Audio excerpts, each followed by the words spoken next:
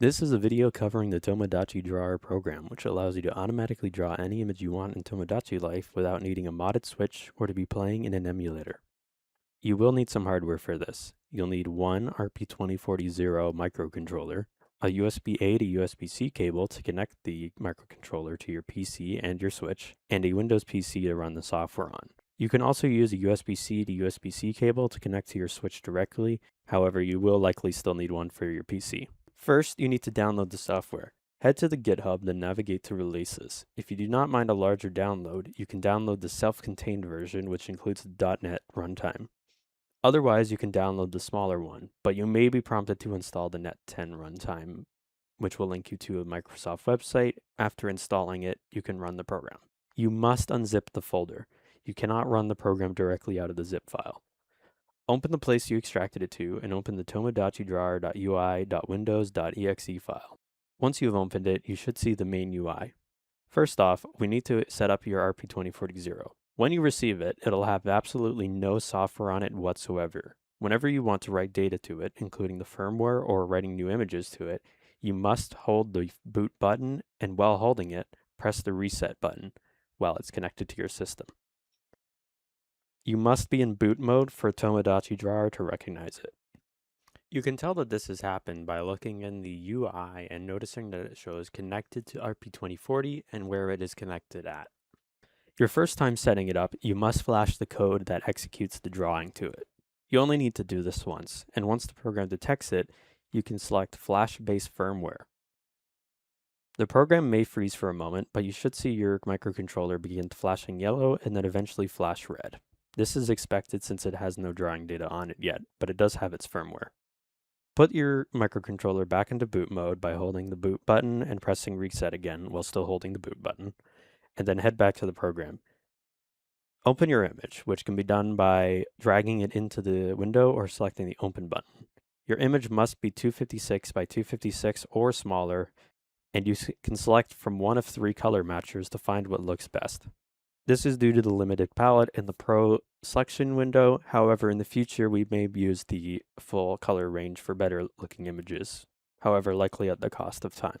Depending on the size of your image, you may want to raise this number. It controls how long the program spends on optimizing the drawing paths per color. For small images, the default is fine. If your image is larger than 128 by 128, you should raise it to 1 or 2 seconds. You can find more information about what this number does by clicking the question mark button. Then, write your image instructions to the microcontroller by selecting Export to RP2040.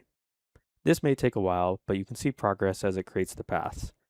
This will take longer if you've raised the number before, but that can result in a more optimized path, which can reduce the time it takes for it to actually draw.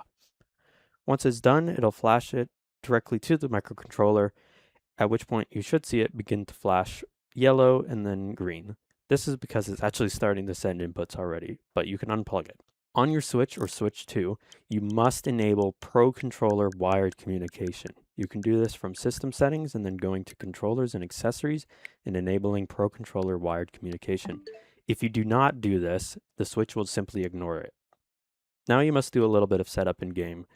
This will be the same every time. Go to the canvas house and ensure that you are in Pro mode. Then place your cursor at the top left of where you want your image to be drawn.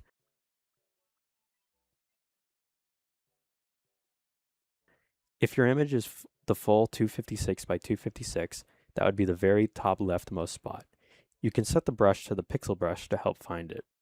Your top color in the hotbar must be black, which it is by default. If you do not set it to black, or if you interrupt one and then restart it and the color is not black, it will cause the colors to be wrong. Unfortunately, there is not a way for the code to reliably reset the color to a point that it knows. You also must have the canvas fully zoomed out, otherwise the pencil may go off screen, which causes it to desync. Once everything is in position, you've enabled Pro Controller wired communication and your RP2040 is flashed with both the code and the image. You can connect your controller to the Switch. Use a USB-A to USB-C cable. The one that comes with the Pro Controller for the Switch 1 or Switch 2 can work, and plug it into the dock. If you're using USB-C to USB-C, just plug it into the bottom port of the Switch 2 or the only port on the Switch 1.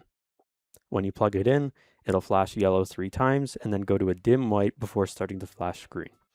When it's green, it means it's holding a button. You should see the controller connect, confirm itself, and then beginning drawing as shown. There has been some inconsistencies with the very beginning where the cursor will go off of the canvas. I'm working to figure this out, but it happens. Just restart it and make sure that you're fully zoomed out, and it should work. Once it finishes, the RP2040 light will go to a rainbow, indicating you can unplug it. You can then flash whatever new image you may want in the software and repeat as needed. You do not need to flash the firmware a second time. That is only a one-time operation.